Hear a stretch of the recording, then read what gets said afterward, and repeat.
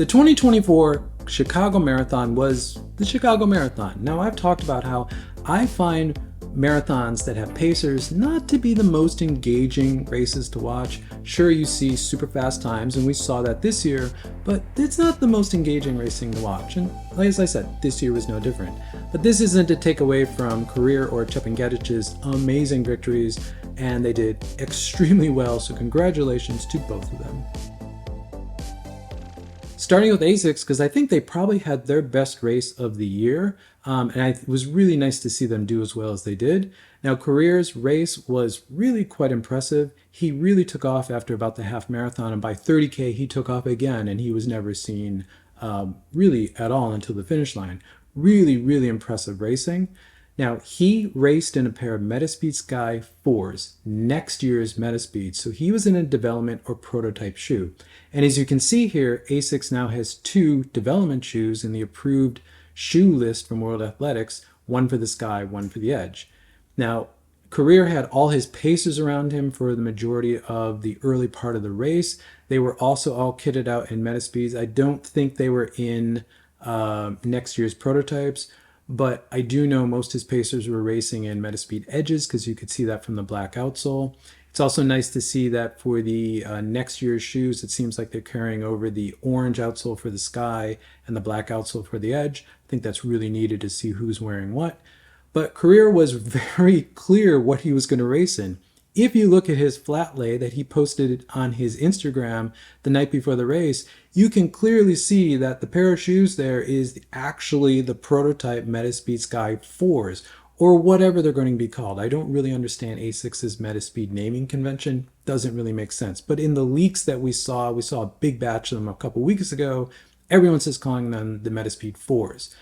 But what's interesting about this flat lay is that elites, when they post their flat lays the night before the race, and yes, they post them just like everyone else, usually they'll throw in a pair of production shoes on that flat lay, and then they swap into whatever prototypes or dev shoes that they're actually going to race in. But no, Korir did not do that. He just put the prototypes out there on Instagram the night before.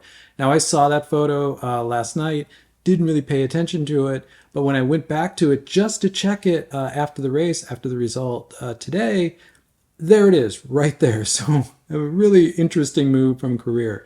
Now, also, Asics Running posted a story with some video of him, and you can clearly see in this still, he's showing off the Metaspeed Sky 4, the prototype shoe. Again, that's not something you always see, but it's nice to see Asics allowing these sort of leaks to be out there. So congratulations to Korir on a great race. Congratulations to Asics on having also a big brand impact on the weekend.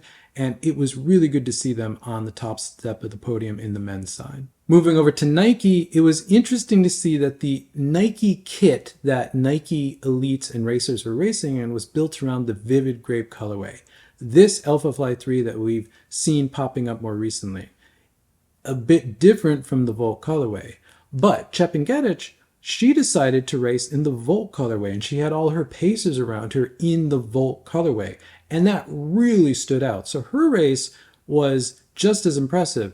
She really had an impressive 5K split tucked in with her pacers, and then she literally just took off from there. She slowed down over time, but she was so far off at that point, and then her pace was just so aggressive that she just really went into the finish line and had a really amazing race, beating Asefa's time from Berlin last year by almost 2 full minutes for a world record. Really impressive. Now, again, it was really interesting to see that the Nike branded kit for Nike Elites and Nike Pros was built around Vivid Grape, and there she was in the Volt.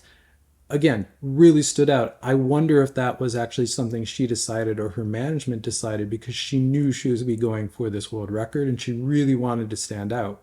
If that was her goal, she really did. Now, the last little thing about Nike here was that at least for the elites who finished on the podium in the top spots, they were in stock production Alphafly 3s. There weren't any Deb 15s or Deb 16Es. These were stock Alphafly 3s in both the Vivid Grape and the Volt colorway. That's not to say that there weren't Deb 15s or 16Es in the field somewhere. This is a Nike race after all. But they were tucked in there and they were getting testing data. They weren't at the front end of the pack. So again, congratulations to Nike and Chepngetich on her world record. It was nice to see that, and I expect to see Nike do these sort of things in Chicago every year. And finishing up with Adidas, I was really ready to pay attention to see just how many EVA 1s versus Adios Pro 4s that we were going to see in the field, in the elite men's and women's field. Because the Adios Pro 4 came out last couple weeks ago in Berlin. That's the big show for Adidas. And I was really curious to see how many would be in this race. But what I actually saw was really just Kipruto in Adios Pro 4s, and that was kind of it. There weren't really any other elites in either the men's and women's fields really at the tip of the race in any Adidas kit or Adidas shoes. Now, this isn't a big surprise because, again, Chicago comes about 2 weeks after Berlin, and Berlin is Adidas's big race. That's the one where Adidas marathoners are going to prioritize. That's the one they're going to show up to. So Chicago never really has a big Adidas presence, but this was probably one of the smallest ones I've seen in recent memory. Also looking across the non-elite field, just the pack, I didn't see a lot of Adidas shoes. There were Adios Pro 3s in the crowd from the photos that I saw, but they weren't as prominent as they typically are. I saw a lot of Sauconys, I saw a lot of Brooks, I saw a lot of Nikes, which you expect again in Chicago, but just not a lot of Adidas. So really interesting to see Adidas just have a really low-key day, but still get on the podium with their latest and greatest, the Adios Pro 4. And lastly, I was really happy to see the organizers of the Chicago Marathon honor Kelvin Kiptum at the start line with that moment of silence. I think that was a nice little pause to what he did last year in this race, that record time that he did that is going to be beaten at some point, but it's probably going to take a bit because we haven't seen anyone even remotely near it this year.